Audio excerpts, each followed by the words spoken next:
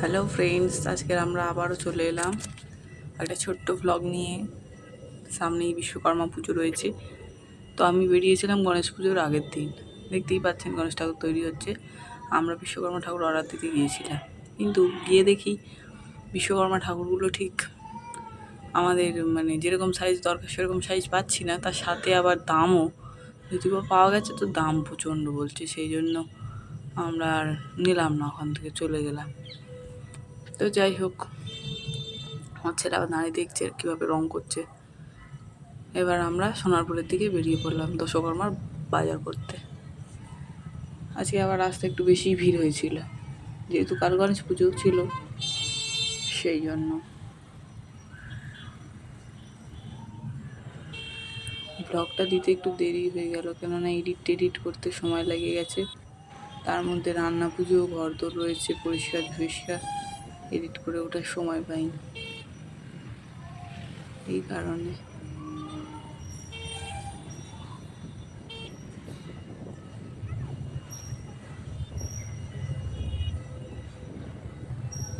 আমরা এখন সোনারপুরের bridge cross করছি। এখানে কয়েকটা ছেলে আবার হাই করে দিল।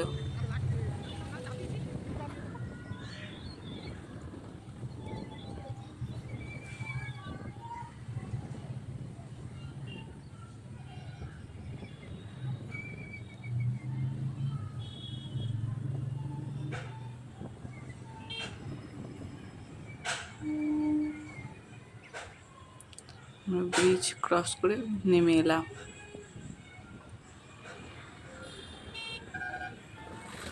আমার ছেলেকে তো নিয়ে বেরোতেই হবে, যদি ও জেগে থাকে। যদি ঘুমায় বেরিয়ে আসি তাহলে সমস্যা নেই, জেগে থাকলেই নিয়ে বেরোতে হবে। দেখতেই পাচ্ছেন একটা গণেশ পুজো উদ্বোধন চলছে, যেহেতু গণেশ পুজোর আগের দিন বেরিয়েছিলাম। ফেরার সময় দেখবো যে এখনও ওটা হয়নি, উদ্বোধন করা শেষ হয়নি। আর কি ভিড় রাস্তায়! সোনারপুর বাজারেও তেমন সবজি টবজি বসেছে সন্ধ্যেবেলায়, কি সুন্দর লাগছে দেখুন।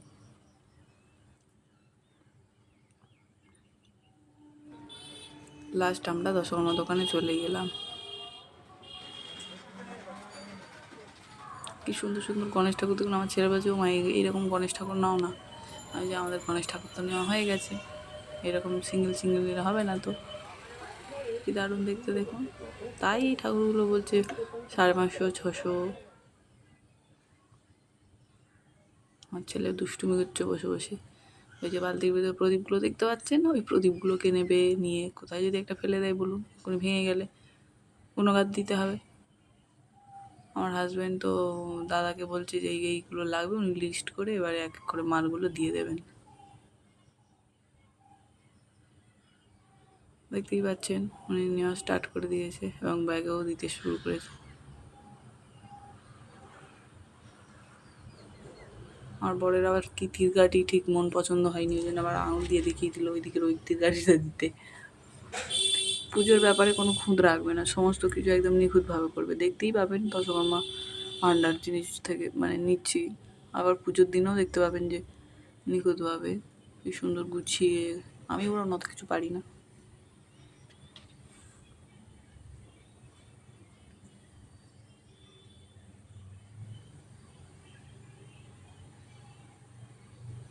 আমাদের এগুলো কেনাকাটি হয়ে গেলে আমরা আগের দিনে, যেহেতু গণেশ পুজো ছিল, তাই একটু ঠাকুর দেখতেও যাব।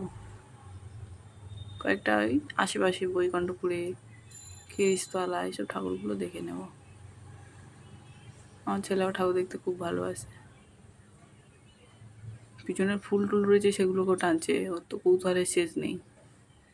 আমাদের নেওয়া হয়ে গেছে এবং আমরা বেরিয়ে পড়েছি। এই যে দেখছি খুলেছে কি, কিন্তু না, এখনো খোলেনি। উদ্বোধন এখনো হয়নি, এখনো চলছে।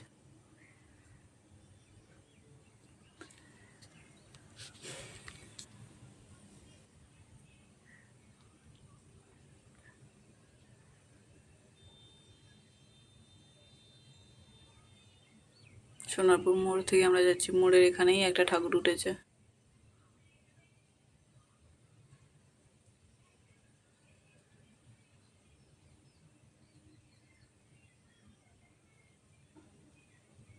দেখতেই পাচ্ছেন কি সুন্দর লাগছে ঠাকুর দেখতে।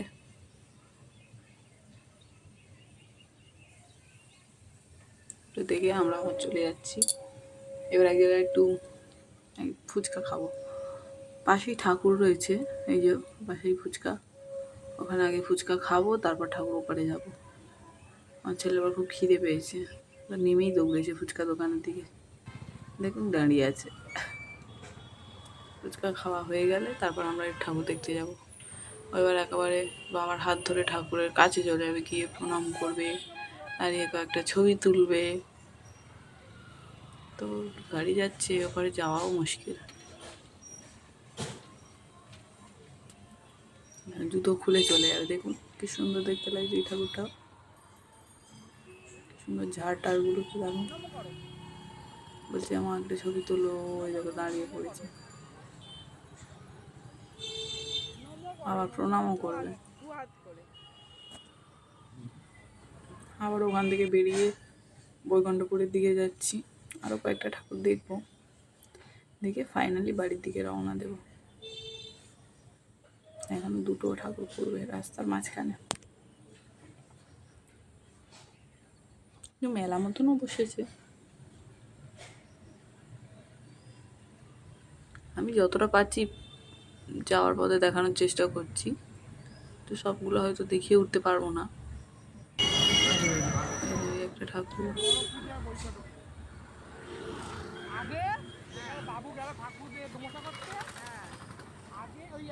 এখানে আবার দুর্গাপুজো প্যান্ডেলও স্টার্ট হয়ে গেছে। এই যে মেলা বসেছে বৈকুণ্ঠপুর, এটা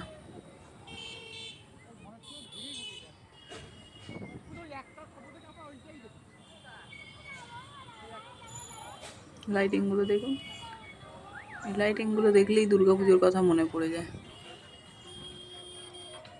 খুব ভালো লাগে।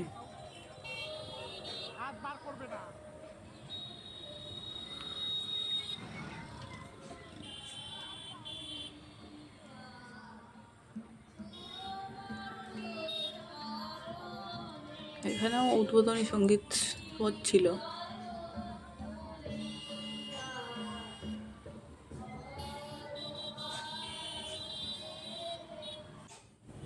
ওই সাইড দিয়ে ঘুরিয়ে এনে দেখাতে হচ্ছে, তাও ভালোভাবে দেখতে পাবেন না, কেননা দাঁড়াতে দিবে না ওখানে, যেহেতু উদ্বোধনী সঙ্গীত হচ্ছে তো।